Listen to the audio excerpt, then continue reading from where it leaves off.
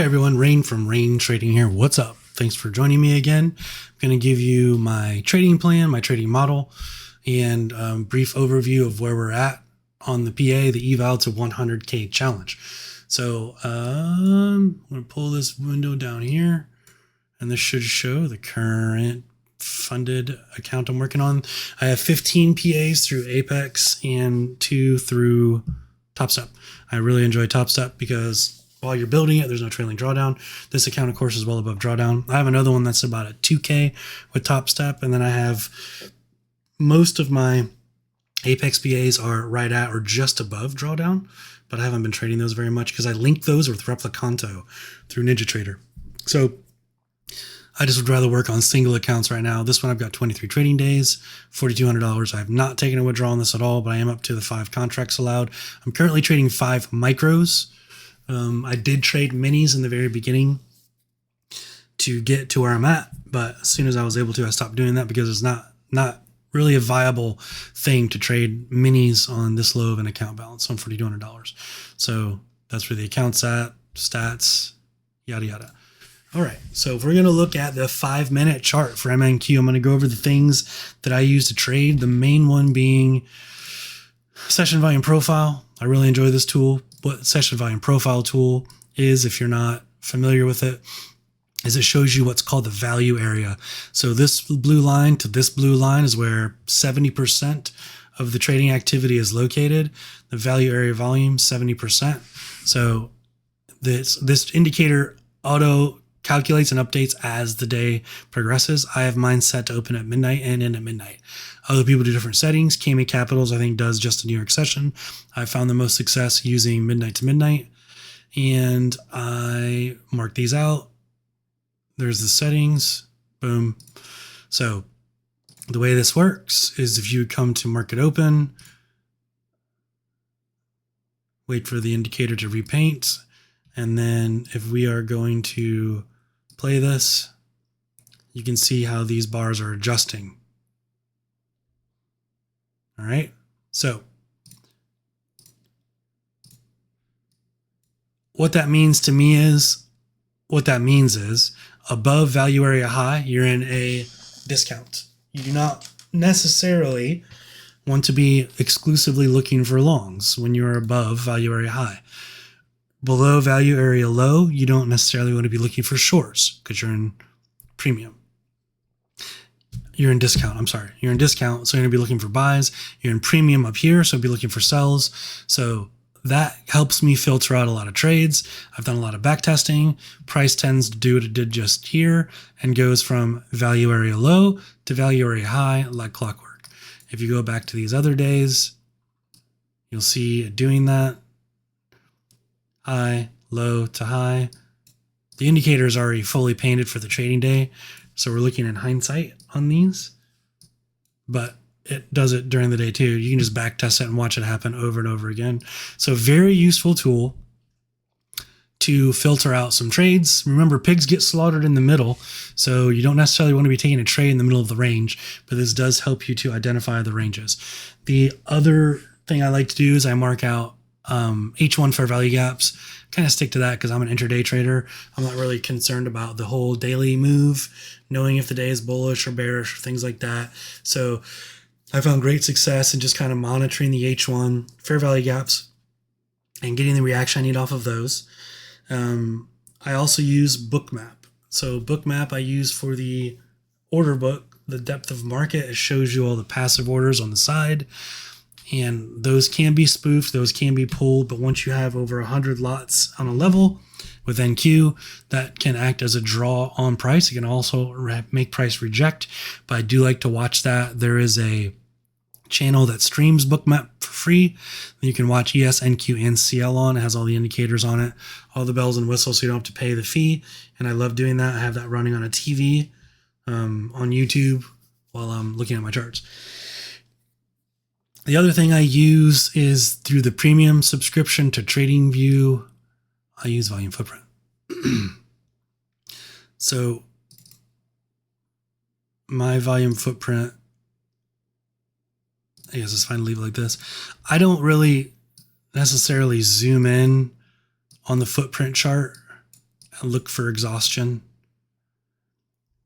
and look for thin prints and things like that. So that's not really how I use it. I honestly mostly use it for these volume imbalances. Okay, so if you look at down here on Friday where we reversed at 9:30, that was a bearish volume imbalance that was created over here. Sorry, taking me a minute to get this. These are my settings if you want to look at them. 4 ticks per row for NQ. I think I do 2 ticks for ES and CL.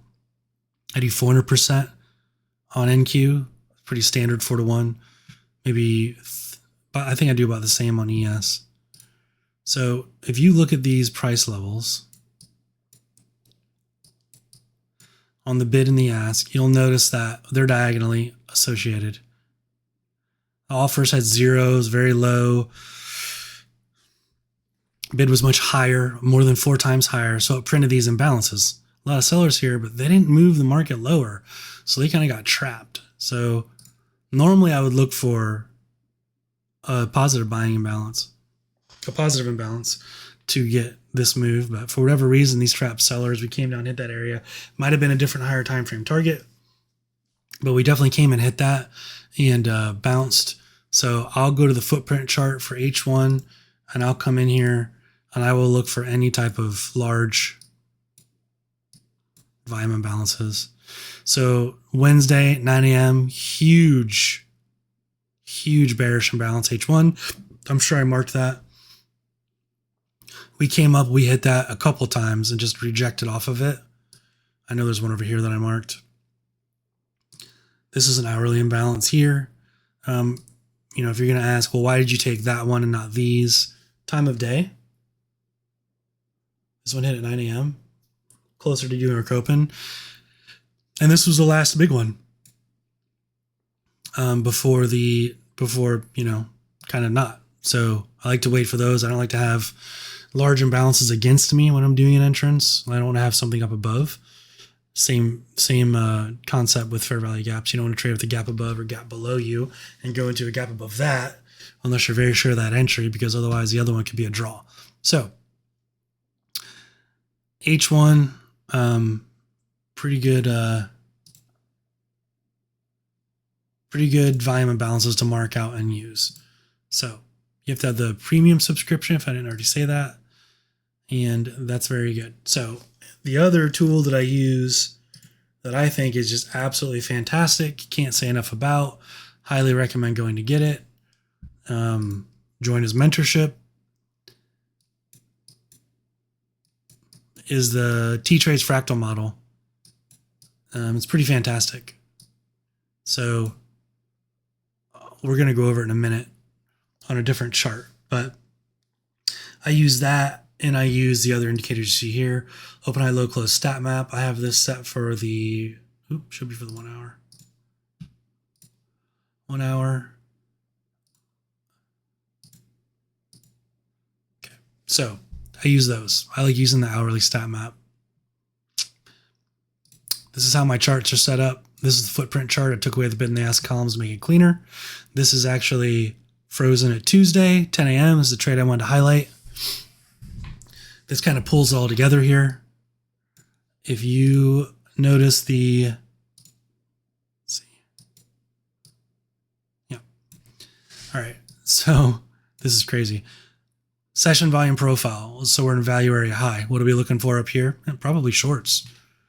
Honestly, now that I have this from T-Trades due to his hard work and blessing the community with this, when I'm above value area high or below value area low, I'm honestly looking for T-Trades indicator to paint an entry for me, and it sure did. And this one was beautiful. So we came up above value area high. His indicator painted an entry. We had a CSD to the downside. Sorry, I feel like I'm going to sneeze. We had a CSD to the downside. Next hour opened here at 10 o'clock. All right, here's stat map. Here's our bearish manipulation line. This wick comes up, almost touches it. Good enough for me. I may not be using the tool right, but that was pretty close. So we came up there, came back down.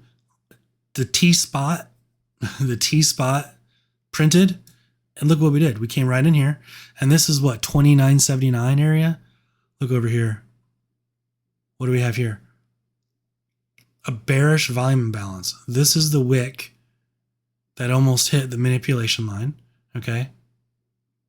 And then here's when the hour opened, and we're up in this T spot, okay? Came in and touched it. T spot didn't print until 10 a.m., so it would have printed here. Came right up, touched the T spot, touched the volume imbalance. We had just rejected value area high. That is an all-day short. All day. And I took that short. I think I have that. Yeah. Here's the short I took. This is on the newer PA that I got from Top Step. Took this short with the Benny. See, my entry was 29.82. So I entered right around here. My stop was at 21.003. So I had my stop up here at value area high. I normally would I put my stop up here, but I watch the T spot. I don't like to get wicked out, but as long as body's holding the T spot, I'm chilling. So, and then I took it off down here at 29.39, which would be right here, I think, 29.39. I took it off at this liquidity area that his indicator had painted. I believe that's what that is. Something in here is where I took it off. I don't want to be too greedy, so I had a little flub you can see before that. I think I entered. Yeah, I did. Took a loss there, but definitely made it all back here. Look at the P&L. It looks great. And there we are. That's how it all ties together. So you've got session volume profile, the higher time frame or same time frame volume imbalances. The bookmap didn't really have anything in this particular instance. It doesn't always. The shining star, the play of the game, was T-Trade's fractal model. Stat map was there for Confluence, and I think we even had, yeah. Excuse me, looks like we had this gap down here. So that was another draw for the gap fill. So any questions, hit me up in Discord, and I will answer them as best I can. Thank you.